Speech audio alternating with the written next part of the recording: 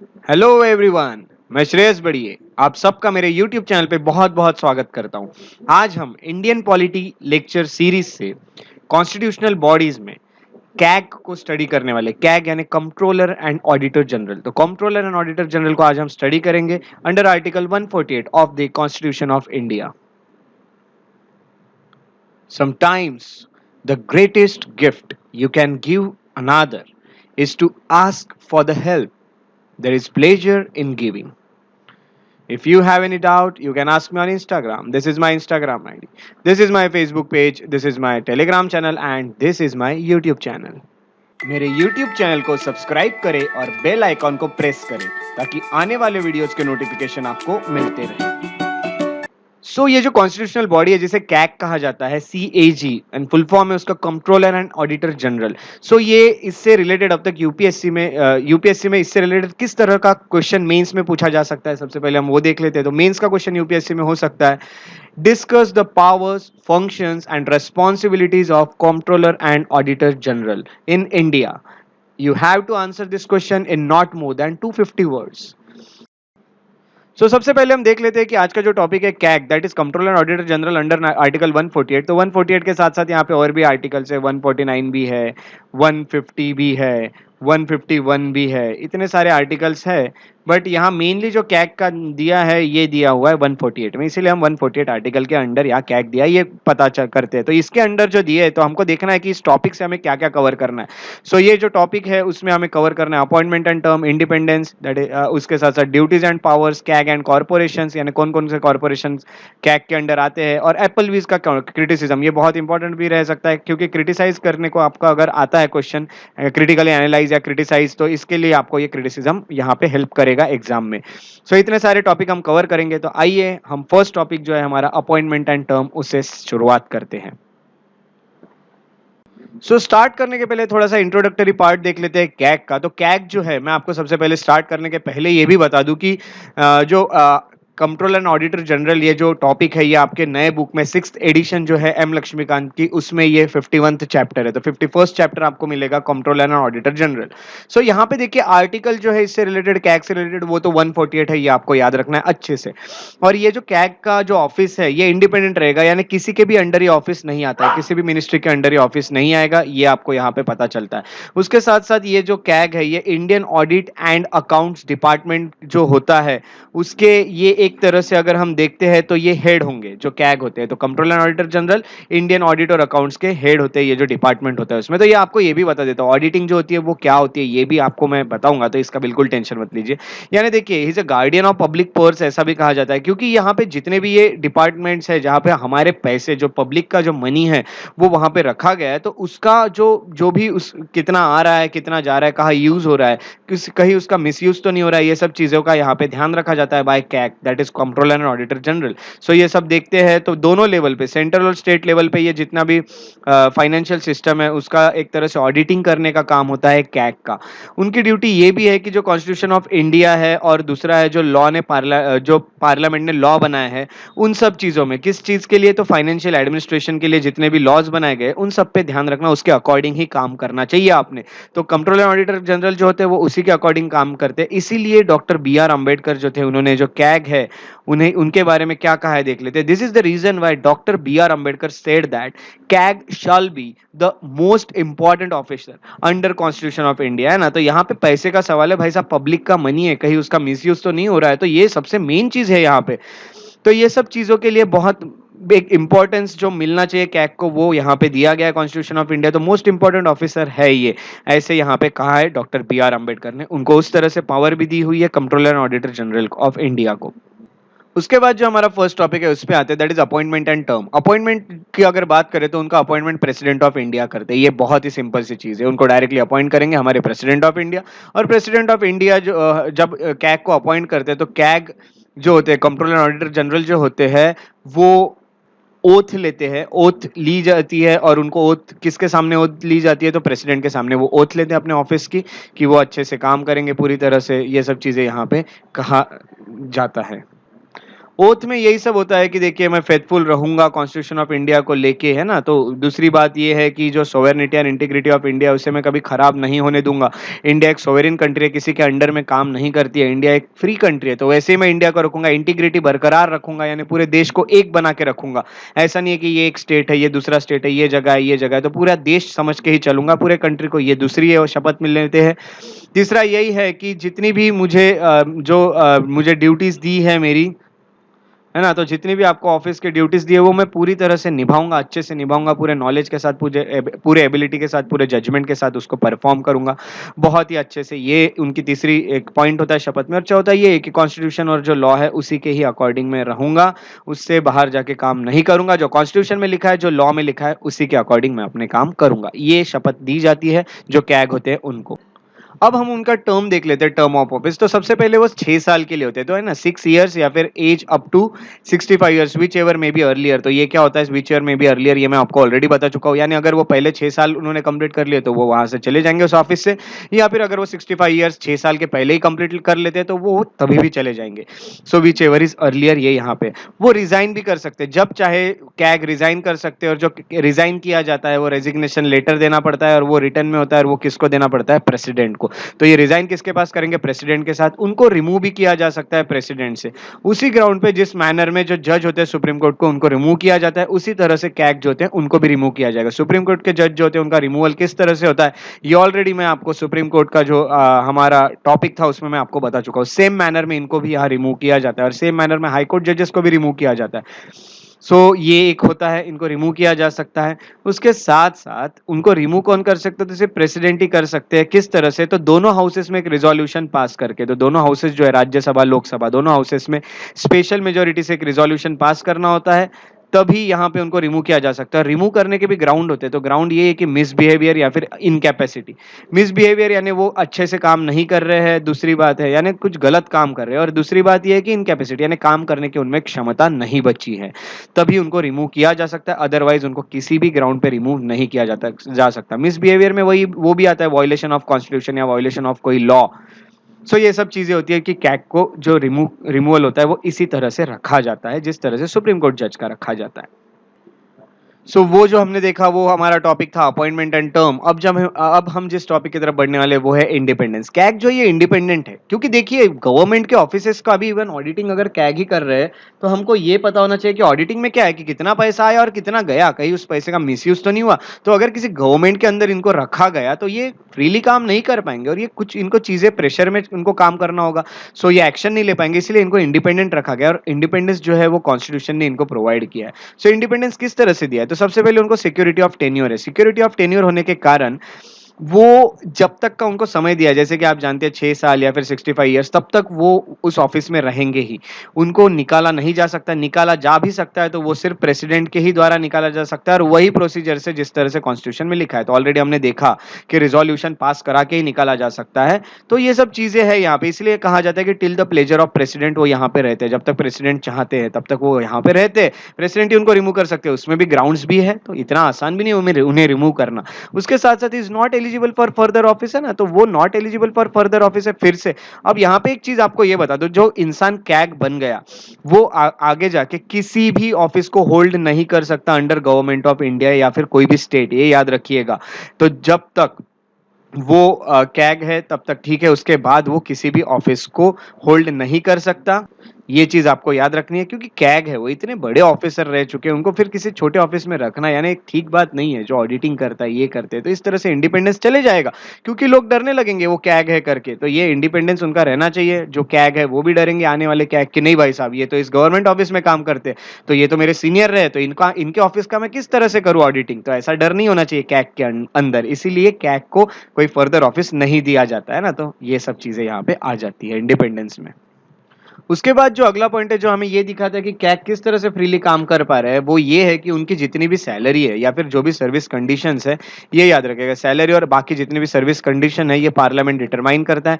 उनकी सैलरी जो है वो किस तरह से होगी, तो उनकी सैलरी इक्वल टू जज ऑफ सुप्रीम कोर्ट होती है। तो सुप्रीम कोर्ट के जज को जितनी सैलरी मिलती है उतनी ही कैग को भी मिलती है। उनको डरने की जरूरत नहीं, उनकी सैलरी कोई कट नहीं कर सकता भाई साहब। ये सब चीजें हैं, तो वो डरेंगे क्यों, किसी के प्रेशर में क्यों आएंगे। उसके साथ साथ ये भी है कि neither is salary nor his right in respect of leave of absence, pension or age of retirement can be altered to his disadvantage after his appointment, है ना? तो अपॉइंटमेंट करते वक्त जितनी चीजें उनको दी थी उतनी देना ही पड़ेगा, आप कोई भी चीज कम नहीं कर सकते, चाहे वो जितनी भी चीजें, जैसे उनको लीव ऑफ अब्सेंस जितनी मिली थी उतनी देना ही पड़ेगा, पेंशन जितनी आपने बताई थी उतनी देना ही पड़ेगा, सैलरी जितनी बताई थी उतनी देना ही पड़ेगा, एज ऑफ रिटायरमेंट जो बोला था उतना ही रखना पड़ेगा। तो ये सब चीजों में लेके कैग पे किसी भी तरह का अत्याचार नहीं कर सकता कोई भी मिनिस्टर या कोई भी गवर्नमेंट, इसीलिए वो फ्रीली काम कर सकते हैं। अगली बात ये है कि इसी का मतलब होता है डिसएडवांटेज, यानी कम कर देना। उसके बाद जो कंडीशन ऑफ सर्विस होती है ना, तो condition of service of person serving in Indian audit and accounts department, है ना, तो ये जो जितनी भी कंडीशन है, जो सर्विस की कंडीशन जो लगाई जाती है और जो भी एडमिनिस्ट्रेटिव पावर है कैग के, वो सब कौन डिसाइड करता है? तो ये सब प्रेस्क्राइब बाय द प्रेसिडेंट होता है। और प्रेसिडेंट ये सब बताता कब है कि किस तरह, बताते कब है कि किस तरह, कितना क्या सर्विस की कंडीशन रहेंगी, क्या क्या पावर्स रहेंगे, ये सब कैग को पूछ के ही प्रेसिडेंट डिसाइड करते हैं। इसलिए कैग बिल्कुल इंडिपेंडेंट है, उनको पता है कि मेरी पावर मेरे हिसाब से ही होती है और प्रेसिडेंट ही इसका निर्णय लेते हैं, कोई सरकारें नहीं। सो मुझे डरने की कोई जरूरत यहाँ पे नहीं है।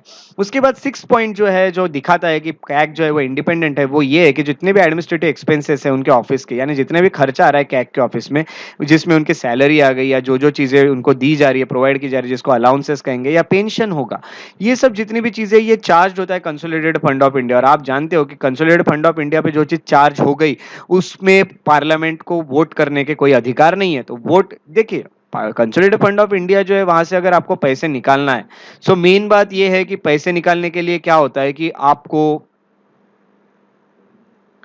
पार्लियामेंट की परमिशन लेनी पड़ती है। भाई साहब देखिए, ये चार्ज अपॉन नहीं है, तो चार्ज अपॉन है होता है, और दूसरा होता है मेड फ्रॉम। तो अगर आप निकाल रहे हो मेड फ्रॉम हो, तो आपको पार्लियामेंट की जरूरत होगी वोट की, पार्लियामेंट अगर चाहे तो ही आपको देगा या फिर नहीं देगा। बट ये चार्ज अपॉन है, चार्ज अपॉन जो चीज होती है वो अपने आप ही fund, consolidated fund of India में से निकल के आपके पास आ जाती है, सैलरी आपको मिल जाती है। सो डरने की जरूरत नहीं है, कोई आपको धमका नहीं सकता कि भाई साहब आप कैग हो, आपने मेरा नहीं सुना तो आपकी सैलरी काट दूंगा, आपकी पेंशन काट दूंगा, आपको अलाउंसेस नहीं दूंगा, एंड ऑल ये जितनी भी चीज है, इसमें आपको डरने की कोई भी जरूरत नहीं है। तो इतने फ्रीली आप काम कर सकते हैं, इंडिपेंडेंटली काम कर सकते हैं। तो इसीलिए जो कैग होते हैं, ये अच्छे से रेस्पॉन्सिबली यानी वो एक तरह से बहुत इफेक्टिवली काम कर सकते हैं, उनको किसी का डरने की जरूरत नहीं है। उसके बाद हम मेन टॉपिक देखते हैं कि ड्यूटीज एंड पावर क्या है। तो ड्यूटीज एंड पावर जो है कैग की, है आपको सबसे अच्छे से मैं ये बता दूं कि आर्टिकल 149 में दी है, कॉन्स्टिट्यूशन का आर्टिकल 149 जो है पार्लियामेंट का, वो उसमें दिया हुआ है duties and power of CAG. CAG की क्या ड्यूटीज होंगी, क्या पावर होंगी, किस चीज को लेके, तो यूनियन और स्टेट्स को लेके, यूनियन और स्टेट को जब वो ऑडिटिंग करते हैं तो क्या उनकी पावर्स होगी, तो ये सब चीजें। उसके साथ साथ यहाँ पे CAG duties powers and condition of service act पास किया गया 1971 में, जिसके थ्रू उनके ड्यूटीज और पावर्स क्या होगी ये भी बताई गई। उसको अमेंड भी किया गया था 1976 में। और यहाँ पे ये भी बता दूं कि जो सेपरेट अकाउंट बनाया गया था, सेपरेट किया गया। ओके, सो जो ऑडिट है वो सेपरेट किया गया इस तरह का सेंट्रल गवर्नमेंट का, तो ठीक है। बट ऑडिटिंग जो है, ये स्टेट गवर्नमेंट हो या सेंट्रल गवर्नमेंट हो, ये सब कैग ही करते हैं, तो सेपरेटली कर सकते हैं, करते हैं, ये सब चीजें होती है और इफेक्टिवली काम होगा, तो बहुत अच्छी बात है। सो ये ड्यूटीज एंड पावर्स जो दिए 149 में, वो क्या है हम देख लेते हैं। सबसे पहले जो 149 में दी है उसके अकॉर्डिंग जो देखते हैं हम, तो जो कैग होते हैं, जैसे कि लिखा है कि पार्लियामेंट बताएंगे, हाँ, तो जो पार्लियामेंट ने बताया या फिर जो कॉन्स्टिट्यूशन ने बताया वो क्या है देख लेते हैं। तो सबसे पहले ऑडिट करेंगे अकाउंट्स। क्या ऑडिटिंग में क्या होता है, तो expenditure, consolidated fund of India में एक्सपेंडिचर होगा, तो एक्सपेंडिचर जो हो रहा है, जो खर्चा हो रहा है, वो किस तरह से हो रहा है, ये देखने का काम होता है। उसके साथ साथ कंसोलिडेटेड फंड ऑफ स्टेट की भी ऑडिटिंग कैग ही करते हैं, ये भी याद रखेगा। यूनियन टेरिटरी हो, स्टेट हो, ये सब जगह पे जो भी ऑडिटिंग होगी, यानी कितना खर्चा हुआ है, ये देखने का काम करेंगे कैग, कितना आया कितना गया। He audits all expenditure from contingency fund of India. जो कॉन्टिजेंसी फंड ऑफ इंडिया होता है ना, आकस्मिक निधि भारत की, यानी जो इमरजेंसी टाइम पे जिस जो फंड इंडिया को काम होता है जिसका, उसकी भी ऑडिटिंग की जाएगी कि जो एक्सपेंडिचर है। फॉर एग्जांपल कहीं बाढ़ आ गया, तो बाढ़ के लिए उन्होंने 50,000 करोड़ दे दिए, तो भाई साहब 50,000 करोड़ सच में मिले या नहीं, निकाले या नहीं, कहाँ खर्च हो गए, कहाँ कहाँ पैसा जा रहा है, ये सब ऑडिटिंग की जाती है। उसके साथ साथ पब्लिक अकाउंट ऑफ इंडिया जो होता है, हमारा पैसा, पब्लिक अकाउंट का मतलब होता है जो पब्लिक का पैसा होता है, पब्लिक के पैसे की ऑडिटिंग, कहाँ गया, गवर्नमेंट ने कहाँ खर्चा किया, ये भी जानने का काम, ये भी देखने का काम करेंगे कैग खुद, चाहे वो सेंट्रल का हो चाहे वो स्टेट का हो। उसके साथ साथ जो भी ट्रेडिंग होगी, गया, मैन्युफैक्चरिंग हो गया, प्रॉफिट हो गया, लॉस अकाउंट्स हो गए, बैलेंस शीट्स हो गए, जितने भी सब्सिडियरी बाकी के अकाउंट्स हो गए जो रखे गए सेंट्रल गवर्नमेंट और स्टेट गवर्नमेंट के पास, वो सब चीजों को ऑडिटिंग करेंगे। जितना भी व्यापार कर रहा है स्टेट गवर्नमेंट, जितनी भी चीजें मैन्युफैक्चर कर रहा है, मैन्युफैक्चरिंग कंपनी भी होती है गवर्नमेंट की, तो ये सब जगह का ऑडिटिंग करने का काम है कैग का, और यही उनकी ड्यूटीज है जो उसको अच्छे से निभाते हैं हमारे कैग। उसके बाद जो अगला है वो ये है कि he audits the receipt and expenditure, है ना। रिसिप्ट यानी जो पैसा आ रहा है, एक्सपेंडिचर यानी जो जा रहा है। सो रिसिप्ट और एक्सपेंडिचर जो है, जो सेंट्रल का हो या स्टेट का हो, वो सब देखने का काम करते हैं कौन, तो हमारे कैग। तो कैग जो होते हैं ये पूरी इंफॉर्मेशन निकालते हैं, उसका असेसमेंट करते हैं कितना आया कितना गया, ये सब चीजें होती है कैग की। तो यही सब चीजें होगी और क्या। He audits the receipt and expenditure of the following. उसके साथ साथ कहाँ कहाँ के रिसिप्ट एंड एक्सपेंडिचर देखते हैं, तो ये भी आपको बता दूं, जितनी भी बॉडीज है या फिर जो भी जुड़ी हुई है जिसका फाइनेंस सेंट्रल या स्टेट रेवेन्यूज के साथ, उन सबको ऑडिटिंग करेंगे खुद कैग। गवर्नमेंट की जो कंपनीज है, जितनी भी गवर्नमेंट की कंपनी, उसका भी खुद कैग ही करेंगे ऑडिटिंग। बाकी जो कॉर्पोरेशन या बॉडीज है जिसको लॉ ने बताया कि इसका ऑडिटिंग कैग खुद ही करेंगे, तो उसका भी कैग खुद ही करेंगे, चाहे वो गवर्नमेंट की हो चाहे वो प्राइवेट हो। सो जितने कॉर्पोरेशंस लॉ ने बनाए हैं और ये बताया कि इसका ऑडिटिंग कैग ही करेंगे, तो वो कैग ही करेंगे।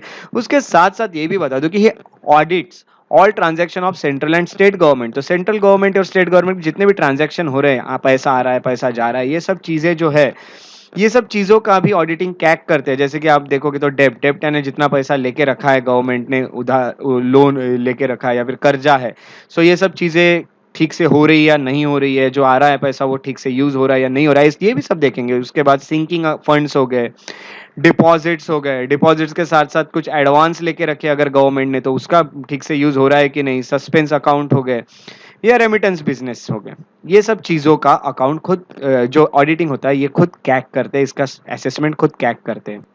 उसके साथ साथ वो ऑडिटिंग करते हैं रिसिप्ट, जो पैसा आ रहा है, स्टॉक अकाउंट्स जो भी हो गए गवर्नमेंट के, ना, स्टॉक मार्केट, शेयर मार्केट्स, तो उसके साथ साथ या बाकी भी जो प्रेसिडेंट बताएंगे, जो प्रेसिडेंट डिसाइड करेंगे, वो भी काम कैग को करना होगा, प्रेस्क्राइब बाय प्रेसिडेंट। आपको ये भी बता दूं कि ये audits the accounts of any other authority, कोई भी अथॉरिटी जो प्रेसिडेंट रिक्वेस्ट कर रहे हैं उनको या फिर गवर्नर रिक्वेस्ट कर रहे हैं, तो किसी भी अथॉरिटी के वो ऑडिटिंग कर सकते हैं। उसके साथ साथ वो एडवाइस भी कर सकते हैं प्रेसिडेंट को कि क्या करना चाहिए और क्या नहीं, है ना। तो वो सब भी चीजें यहाँ पे बताई जा सकती है जो अंडर आर्टिकल 150 है। तो एडवाइस करने का काम है कैग का अंडर आर्टिकल 150। उसके साथ साथ आपको ये भी बता दो कि ही सबमिट्स हिज ऑडिट रिपोर्ट। तो ऑडिट जो बनता है उसका रिपोर्ट जो है वो सबमिट किया जाता है। सेंटर का रिपोर्ट है तो प्रेसिडेंट को, और अगर स्टेट का है तो स्टेट का है तो गवर्नर को। सो यहाँ प्रेसिडेंट जो होते हैं वो कहाँ पे रखते हैं, तो हाउसेस के सामने रखते हो रिपोर्ट, और हाउसेस फिर उस पर फाइनल डिसीजन लेता है कि ठीक से काम चले या नहीं, या फिर क्या हुआ है क्या नहीं। तो 151 के अकॉर्डिंग प्रेसिडेंट को दिया जाता है, प्रेसिडेंट उसको हाउस ऑफ पार्लियामेंट के सामने रखते हैं और फिर हाउस ऑफ पार्लियामेंट जो है उस पर फाइनल डिसीजन लेता है। स्टेट का अगर है तो वो गवर्नर को देते हैं, और गवर्नर जो होते हैं वो स्टेट लेजिस्लेचर के सामने रखते हैं। अंडर आर्टिकल 151 ये दिया है कि कैग अपना ऑडिट रिपोर्ट बनाते हैं और ये देते हैं। तो 151 में स्टेट और सेंटर दोनों का दिया है, स्टेट आया तो गवर्नर के पास, सेंटर आया तो प्रेसिडेंट के पास, इस तरह से रखा जाता है। उसके साथ साथ मैं आपको ये भी बता दूं, he ascertains and certifies the net proceeds of any tax, है ना। तो ये चीज है और ड्यूटी, टैक्स और ड्यूटी अंडर आर्टिकल 279। तो इसका भी मैं आपको मीनिंग बता देता हूँ। सो यहाँ पे सबसे पहले कितना नेट प्रोसीड है किसी भी टैक्स का, कितना या फिर ड्यूटी का, ये कैसे समझता है। तो नेट प्रोसीड का मीनिंग आप समझ लेंगे तो आपको क्लियर हो जाएगा। नेट प्रोसीड यानी कोई भी टैक्स और ड्यूटी जितनी मिली है और उसको कलेक्ट करने के लिए जितना पैसा लगा है वो माइनस कर देना, उतना पैसा उस ऑफिस में आया, ये उतना पैसा गवर्नमेंट के पास आया। फॉर एग्जांपल अगर मैं टैक्स कलेक्ट करने के लिए, फॉर एग्जांपल सिर्फ बता रहा हूं, ऐसे तो बहुत सारे ऑफिसर्स काम करते हैं, 10 ऑफिसर्स काम कर रहे हैं, 10 लोगों की सैलरी मिलके हो रही है 10 लाख। टैक्स जो आया है वो आया है 10 करोड़, 10 करोड़ में से 10 लाख माइनस कर दीजिए, जितना पैसा बचेगा वो आपका नेट प्रोसीड बन जाएगा। ऐसा नेट प्रोसीड होता है। तो नेट प्रोसीड कितना होगा ये खुद कैग डिसाइड करेंगे अंडर आर्टिकल 279, और अंडर आर्टिकल 279 जितना भी कैग ने बताया है कि ये फाइनल नेट प्रोसीड है उतना फाइनल रहेगा, ये चीज आपको याद रखनी है। उसके बाद देखिए जो आखिरी उनका यहाँ पे आपको दिख रहा है जो फंक्शन उनका ड्यूटीज, तो इसमें आपको ये भी बता दो, he compiles and maintains the account of state government. तो स्टेट गवर्नमेंट का जो अकाउंट होता है उसका यहाँ पे कंपाइल किया जाता है, उसको मेंटेन करते हैं कि कितना पैसा आया कितना गया, क्या हो रहा है क्या नहीं, है ना। और उसके साथ साथ he was relieved of his responsibilities with regard to the compilation and maintenance account of state government due to separation of account from audit, है ना। तो ये चीजें है, that is departmentalization of accounts, देखिए 1976 में एक अमेंडमेंट हुआ था, ये मैं आपको बता चुका हूँ। तो यहाँ पे स्टेट गवर्नमेंट के तो वो यहाँ पे बनाते हैं खुद या फिर अकाउंट्स मेंटेन करते हैं, बट सेंट्रल गवर्नमेंट जो है उन ड्यूटी से उनको यहाँ पे सेपरेशन हो गया दोनों के अकाउंट का, स्टेट और सेंट्रल गवर्नमेंट के। सो अभी वो स्टेट का देख लेते हैं। सो सेंट्रल गवर्नमेंट का वो नहीं करते, उसके लिए अलग अलग अलग डिपार्टमेंट्स है, तो डिपार्टमेंटलाइजेशन हो चुका है अकाउंट्स का। तो अलग अलग यहाँ पे एक देखोगे तो यहाँ पे पावर दी गई है अलग अलग लोगों को। तो कैग का अभी जो पावर है ये स्टेट गवर्नमेंट के मेन अकाउंट मेंटेन, बाकी सेंट्रल गवर्नमेंट का मेंटेन करने के लिए बाकी और लोग हैं। कैग के पास इतना भी टाइम नहीं होता है ना, तो बाकी इतना भी फंक्शंस नहीं मिलेंगे उनको। जो कैग होते हैं वो सबमिट करते हैं 3 ऑडिट रिपोर्ट। तो याद रखिएगा 3 ऑडिट रिपोर्ट यहाँ सबमिट की जाती है, और किसको करते हैं? प्रेसिडेंट को। जो ऑडिट रिपोर्ट होती है वो किन किन चीजों पे होती है? एप्रोप्रिएशन अकाउंट पे, दूसरी ऑडिट रिपोर्ट, और तीसरा होता है फाइनेंस अकाउंट पे। सो मैं आपको यहाँ पे ये बता चुका हूँ कि यहाँ पे देखिए अप्रोप्रिएशन अकाउंट हो गया, audit report on finance accounts हो गया, और तीसरा हो गया audit report on public undertakings, है ना। अप्रोप्रिएशन यानी कितना टैक्स कहाँ पे जा रहा है, ये इसके लिए एक रिपोर्ट बनाते हैं, किस तरह से अप्रोप्रिएट किया गया है उसके बाद, या फिर कितना पैसा कहाँ जा रहा है। ऑडिट रिपोर्ट बनाते हैं फाइनेंस अकाउंट पे, गवर्नमेंट का जितना पैसा है, जितना भी फाइनेंस है उससे रिलेटेड यहाँ पे बनाया जाता है एक ऑडिट रिपोर्ट। और तीसरी ऑडिट रिपोर्ट बनाते हैं पब्लिक अंडरटेकिंग्स पे, यानी जितनी भी गवर्नमेंट की कंपनीज है उसके ऊपर। सो ये तीन चीजों के यहाँ पे रिपोर्ट अलग अलग रखते हैं प्रेसिडेंट के पास, और प्रेसिडेंट वो सभी रिपोर्ट्स को किसके सामने रखते हैं? हाउस ऑफ पार्लियामेंट को। सो हाउस ऑफ पार्लियामेंट के सामने रखते हैं। और उसके बाद मैं आपको ये बता दूं कि after this public account committee जो है, पीएसी जिसको कहा जाता है, ये पूरे ऑडिट्स जो ये जितने भी रिपोर्ट्स है उसको क्या करती है? ये एक तरह से सबका एग्जामिनेशन करती है, सबको एग्जामिन करती है अच्छे से कि ठीक है या नहीं, और फिर उसको पार्लियामेंट के पास फिर से भेजती है। फिर पार्लियामेंट उस पर अपना आखिरी डिसीजन लेता है, जब उसको पता चल जाता है कि कमिटी का क्या कहना है, क्या रिकमेंडेशन है।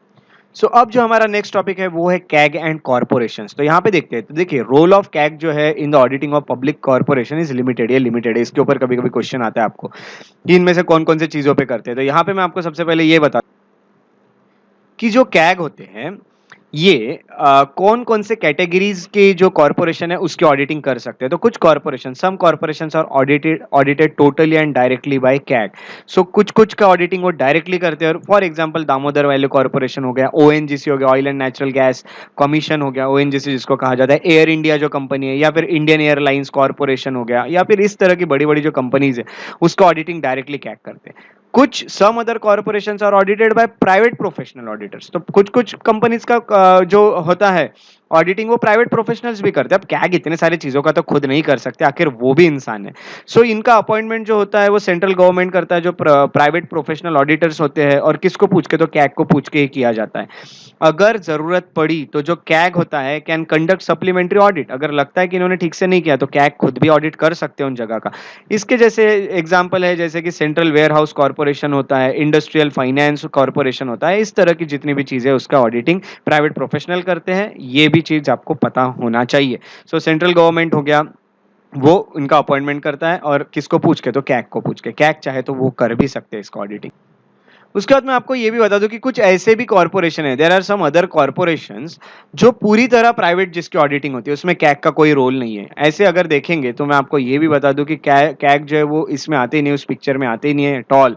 सो ये आपको बता देता हूँ, ये जो यहाँ पे जो ऑडिटिंग होती है ऐसे कॉर्पोरेशन की जो प्राइवेट वाले हैं, वो सबमिट करना पड़ता है वो प्राइवेट ऑडिटिंग वालों को एक एनुअल रिपोर्ट कि डायरेक्टली किसको देना? Accounts directly to the parliament. यहाँ प्रेसिडेंट को नहीं दिया जाता, डायरेक्टली पार्लियामेंट को देता है, और पार्लियामेंट देखता है कि वो ठीक से हुआ है कि नहीं। और ऐसे इसका जो एग्जांपल है वो है life insurance corporation of India, LIC हो गया, रिजर्व बैंक ऑफ इंडिया हो गया, स्टेट बैंक ऑफ इंडिया हो गया, एफसीआई हो गया, फूड कॉर्पोरेशन ऑफ इंडिया, या फिर बाकी जितनी भी चीजें इस तरह की है, वो सबका ऑडिटिंग प्राइवेट ऑडिटिंग ही होता है, उसमें कैग का कोई रोल होता ही नहीं है। तो प्राइवेट वाले डायरेक्टली यहाँ पे जो भी रिपोर्ट बनती है वो पार्लियामेंट को डायरेक्टली दे देते हैं। इस तरह से यहाँ पे ऑडिटिंग चलती है। उसके बाद देखिए मैं आपको एक इंपॉर्टेंट चीज बता देता हूँ, जो रोल है कैग का इन ऑडिटिंग गवर्नमेंट कंपनीज। तो गवर्नमेंट की जब कंपनी ऑडिटिंग की जाती है तो उसमें भी कैग का रोल बहुत ही लिमिटेड है। सो यहाँ पे भी प्राइवेट ऑडिटर्स होते हैं जिसको अपॉइंटमेंट करता है गवर्नमेंट कैग को पूछ के। बट कैग के पास ये पावर जरूर है कि वो सप्लीमेंट्री ऑडिट कर सकते हैं। तो यहाँ पे टेस्ट ऑडिट कर सकते हैं, सप्लीमेंट्री ऑडिट है ना, खुद भी जाके कर सकते हैं, एक बार टेस्ट कर सकते हो उस ऑडिट को जो भी हुआ है। तो ये सब चीजें करने का पावर कैग के पास है। सो ये भी एक रोल बनता है कैग का। सो ये पावर भी जरूर नहीं है कैग के पास, बट कैग के ही कहने पे प्राइवेट ऑडिटर्स आते हैं गवर्नमेंट कंपनीज के लिए, या कैग ही खुद सप्लीमेंट्री ऑडिट कर सकते हैं, तो ये कैग हमको डरने की जरूरत नहीं है इस टाइम। इन 1968 में क्या हुआ था, एक ऑडिट बोर्ड बनाया गया था जो कि कैग के ऑफिस का ही हिस्सा माना जाता है, जो ऑडिट बोर्ड होता है। ऑडिट बोर्ड ऐसा होता है कि जिसमें हम बाहर के जो स्पेशलिस्ट और एक्सपर्ट्स जो है, जो टेक्निकल या फिर ऑडिटिंग कर सकते हैं, ऑडिटिंग में बहुत ज़्यादा स्पेशलाइज्ड है, वो लोगों को यहाँ पे रखा गया है। सो जैसे कि आप देखें, है ना, यानी अगर देखते तो जो ऐसी चीजें, देखिए सिंपल लैंग्वेज में बता दो, जो जो टेक्निकल चीजें हैं जो किसी के समझ से बाहर है, कि भाई साहब अभी फॉर एग्जांपल कहीं पे कोई मशीन लगी है, उसका खर्चा इतना इतना है, इसमें मैंने 10 स्क्रू डाले, तो कैग को क्या पता सच में डाले या नहीं, तो उसके लिए स्पेशलिस्ट लोग रखे जाते हैं जिनको ये स्पेशल नॉलेज होता है। जैसे कि ये कौन सी जगह हो गई, इंजीनियरिंग वाली कोई कंपनीज हो गई, आयरन और स्टील, या फिर केमिकल कंपनीज और सो ऑन, तो उसके लिए टेक्निकल चीजें पता होना चाहिए, तो उसके लिए कुछ हमने स्पेशलिस्ट भी रखे गए हैं, तो ये ऑडिट बोर्ड में कवर किए जाते हैं चीजें। सो ऑडिट बोर्ड जो होता है ये बनाया गया on recommendation of administrative reform commission, जो ARC है, जिसको एडमिनिस्ट्रेटिव रिफॉर्म कमीशन कहा जाता है ऑफ इंडिया, उसमें ये बनाया जाता है। और इसमें कौन कौन होते हैं ऑडिट बोर्ड में? ऑडिट बोर्ड में चेयरमैन होते हैं और 2 मेंबर्स होते हैं, जिसका अपॉइंटमेंट कौन करते हैं? खुद कैग उसका अपॉइंटमेंट करते हैं। आज का जो आखिरी टॉपिक है वो देख लेते हैं, और वो टॉपिक है एप्पलबीज क्रिटिसिज्म। तो ये आपको इसीलिए जरूरी है क्योंकि एग्जाम में अगर पूछा गया कि क्रिटिकली एनालाइज, तो क्रिटिसिज्म जो लिखना है आपको कैग का, वो इस पे लिखना है। अब हम देख लेते हैं क्रिटिसिज्म क्या किया है। तो क्रिटिसिज्म जो किया है एप्पल बी जो है उन्होंने क्रिटिसिज्म किया। अब क्रिटिसिज्म जो होता है यानी टीका की गई एक तरह से कैग को, कंट्रोलर एंड ऑडिटर जनरल जो है इंडिया के, उन पे क्या टीका की गई है। तो एप्पल बी जो है ये कौन है, सबसे पहले आपको बता दें तो पॉल एच एप्पल बी जो है ये, इन्होंने एक रिपोर्ट बनाई थी इंडियन एडमिनिस्ट्रेशन पे। इन्होंने जब रिपोर्ट बनाई थी उसमें उन्होंने बहुत क्रिटिकल रोल बताया कैग के ऊपर बहुत ज्यादा टीका की गई है। उन्होंने इवन यहाँ पे अटैक भी किया कि इंपॉर्टेंस जितना बताया जा रहा कुछ इंपॉर्टेंस नहीं है उतना, यानी उन्होंने इतना तक सजेस्ट कर दिया कि जो कैग का ऑफिस है, कैग की जो रिस्पॉन्सिबिलिटी उससे उन्हें मुक्त कर देना चाहिए, उनको रिस्पॉन्सिबिलिटी से निकाल देना चाहिए। इन अदर वर्ड्स अगर हम देखें तो उन्होंने ये रिकमेंड तक कर दिया कि जो कैग का ऑफिस है उसको भी एबॉलिश कर देना चाहिए, उसको डायरेक्टली खत्म कर देना चाहिए उस ऑफिस को। तो ये सब वो क्यों कह रहे हैं ये देख लेते हैं। तो उन्होंने कुछ पॉइंट्स बताए, जैसे कि उन्होंने ये बताया फंक्शन जो है कैग के इंडिया में वो कहीं ना कहीं से हमने कॉलोनियल रूल से लिया है, ब्रिटिश के टाइम से लिया हुआ है। ठीक है भाई साहब, उस टाइम होगा बहुत ज्यादा नेसेसरी, अभी उनका रोल बदल चुका है और अभी ऐसा कुछ ये नेसेसरी नहीं है, अब अलग अलग कुछ चीजें इसमें लानी चाहिए। यहाँ पे फंक्शन जो है ये तब से लिए गए हैं, अभी के नहीं है, तो अभी के कुछ फंक्शंस होने चाहिए। जो कैग है उनका आज देखा गया तो यहाँ पे कैग होने के कारण काफी सारे जो डिसीजन है वो ऑफिशियल लोग नहीं ले सकते, ऑफिसर्स नहीं ले सकते, क्योंकि कैग का या फिर ऑडिटर्स ऑडिटिंग जो है उसका बहुत ज्यादा प्रेशर होता है एक तरह से, या फिर उसका निगेटिव इन्फ्लुएंस भी बहुत ज्यादा है, काम करने से रोक रहा है, कहीं ना कहीं फ्रीडम नहीं दे रहा है काम करने का। यहाँ ये भी एप्पल बीच जो है उन्होंने यहाँ क्रिटिसिज्म दिखा। उन्होंने तीसरा पॉइंट ये कहा कि जो पार्लियामेंट ने बहुत ज्यादा एग्जैगरेट कर दिया है, जितना भी इंपॉर्टेंस है ऑडिटिंग का, पार्लियामेंट्री रिस्पांसिबिलिटी है, भाई साहब हमारी रिस्पांसिबिलिटी है, पार्लियामेंट के रिस्पांसिबिलिटी ऑडिटिंग कराना, ये सब बहुत ज्यादा बढ़ा चढ़ा के दिखा देता है पार्लियामेंट। ये एक बहुत गलत चीज है जिसके कारण वो अच्छे से फंक्शन भी नहीं डाल पा रहे हैं कैग के।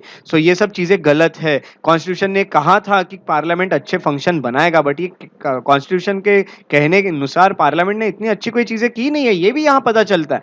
जो कैग है, ऐसा एप्पल भी कहते हैं, जो कैग के फंक्शन है वो बहुत ज्यादा इंपॉर्टेंट नहीं है, ऐसा कहा गया है। ऑडिटर जो होते हैं उनको नॉलेज नहीं होता है एडमिनिस्ट्रेशन का, और उनसे हमने एक्सपेक्ट नहीं करना चाहिए कि भाई साहब जो कैग है ये ऑडिटर है, उनको एडमिनिस्ट्रेशन का क्यों नॉलेज जरूरी होना चाहिए, क्यों इतना बड़ा ऑफिस संभालेंगे कैग, क्यों एडमिनिस्ट्रेशन देखेंगे। तो ऑडिटर जो है उनको ऑडिटिंग करने का काम है, कोई एडमिनिस्ट्रेशन संभालने का नहीं है। ये सब चीजें यहाँ पे हमें पता चल। जो एडमिनिस्ट्रेशन है या फिर जिनको एडमिनिस्ट्रेशन के बारे में नहीं पता, उनसे कहीं ज्यादा हाईएस्ट उनका प्रेस्टीज है जो कैग होते हैं उनका।